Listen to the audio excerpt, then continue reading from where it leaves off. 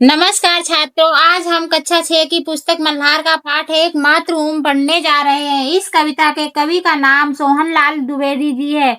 इस कविता में कवि ने हमारे भारतवर्ष की प्राकृतिक सुंदरता का वर्णन किया है। ऊंचा खड़ा हिमालय आकाश चूमता है, नीचे चरण तले झुक नित सिंधु झूमता है। गंगा यमुना त्रिवेणी नदियां लहर रही हैं, जगमग छटा निराली पग पग ठहर रही हैं।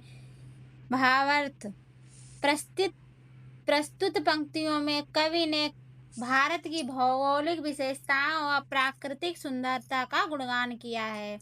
भारत के उत्तर में स्थित विशाल और गौरवशाली हिमालय पर्वत को कवि ने ऐसा दर्शाया मानो वह आकाश को चूम रहा हो, जो देश की शक्ति और अडिगता का प्रतीक है। वहीं दक्षिण दिशा में स्थित विशाल हिंद महासागर हिमालय के चरणों में झुककर लहरों के माध्यम से अपने उल्लास को प्रकट करता हुआ इतरा रहा है।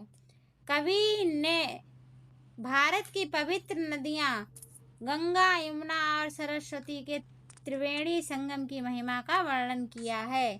इन नदियों का कलकल प्रवाह, कलकल मीन्स नदियों का जो बहाव है, और उनकी जगमगाती छटा समस्त धरती पर एक अनुपम सुंदरता बिखेरती है। पर्वतीय झरनों की मधुर ध्वनि और नदियों की लहरों की चंचलता भारत की प्राकृतिक संपदा को और अधिक भव्य बनाती है।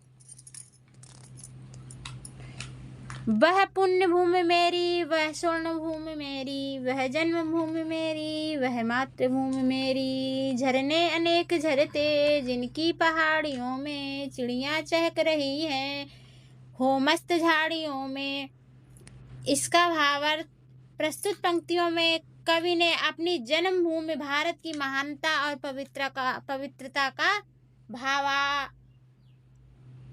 भावनात्मक रूप से वर्णन किया है। कवि अपने देश को पूर्ण भूमि और स्वर्ण भूमि कहकर इसका गौरव बढ़ाता है। यह वह भूमि है जहां कवि ने जन्म लिया, जिसे वह अपनी माँ के समान पूजता है और जिससे उसका गहरा आत्मीय संबंध है। आत्मीय मतलब आत्मा से संबंध है। कवि आगे कहता है कि यहाँ की पहाड़ियों से अनेक झरने बहते हैं, जो इसकी प्राकृतिक शोभा को बढ़ाते हैं। हरियाली से भरे हुए इन जंगलों और झाड़ियों में चिड़ियों की चहचहाट गूंजती रहती है, जिससे वातावरण आनंदमय और जीवित प्रतीत होता है। भारत की इस प्राकृतिक सुंदरता को देखकर मन में हर्षित हो उठता है। अमराइयाँ घनी है, कोयल पुकारती है, बहती मलय पवन है, तन मन समारती है। वह धर्म भूमि मेरी, वह कर्म भूमि मेरी, वह जन्म भूमि मेरी, वह मातृभूमि मेरी। भावार्थ प्रस्तुत पंक्तियों में कवि ने भारत की प्राकृतिक सुंदरता का चित्रण किया है।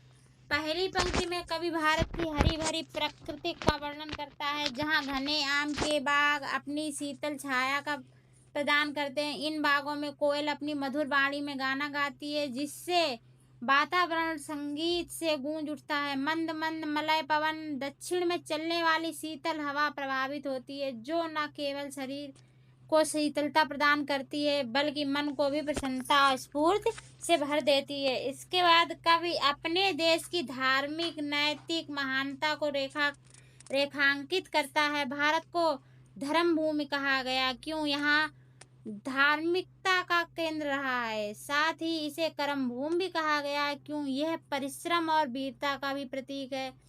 यही वह भूमि है जहाँ कवि ने जन्म लिया और जिसे वह अपनी मातृभूमि के रूप में सम्मान देता है।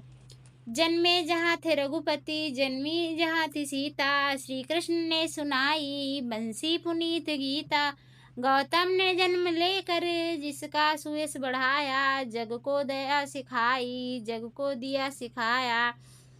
वह युद्ध भूमि मेरी, वह बुद्ध भूमि मेरी, वह मातृभूमि मेरी, वह जन्म भूमि मेरी। भावार्थ प्रस्तुत पंक्तियों के माध्यम से कवि इस भूमि की पवित्रता को दर्शाते हुए कहते हैं कि यह वही देश है जहां भगवान राम, माता सीता का जन्म हुआ। यह वही भूमि है जहाँ भगवान श्री कृष्ण ने अपनी बांसुरी की मधुर ध्वनि के साथ गीता का पावन ज्ञान संस्कार को प्रदान किया संसार को प्रदान किया, जिससे मानवता को धर्म कर्म और सत्य का मार्गदर्शन मिला। यही वह भूमि है जहाँ गौतम बुद्ध का जन्म हुआ और उन्होंने अपनी करुणा अहिंसा और ज्ञान से संपूर्ण विश्व को दया और सत्य का संदेश दिया। उन्होंने अज्ञान के अंधकार में भटके हुए लोगों को सच्चाई का मार्ग दिखाया और उन्हें मोक्ष की ओर अग्रसर किया। मतलब अग्रसर से मतलब है बढ़ाया। अंत में कवि इस देश को युद्ध भूमि और बुद्ध भूमि दोनों कहकर इसकी अद्वितीय विशेषता को दर्शाता है। यह वही भूमि है जहाँ धर्म और न्याय की रक्षा के लिए महाभारत जैसे युद्ध लड़े गए। वहीं यह अहिंसा और शांति का संदेश देने वाले महापुरुषों की जन्म स्थली भी है। कवि के अनुसार यही उनकी मातृभूमि और यही उनकी जन्मभूमि। यह केवल देश भूमि का एक टुकड़ा नहीं बल्कि जन्मभूमि और मातृभूमि के रूप में पूजनीय है। हमारे वीडियो को लाइक करें और चैनल को सब्सक्राइब करें और सबके साथ शेयर करें।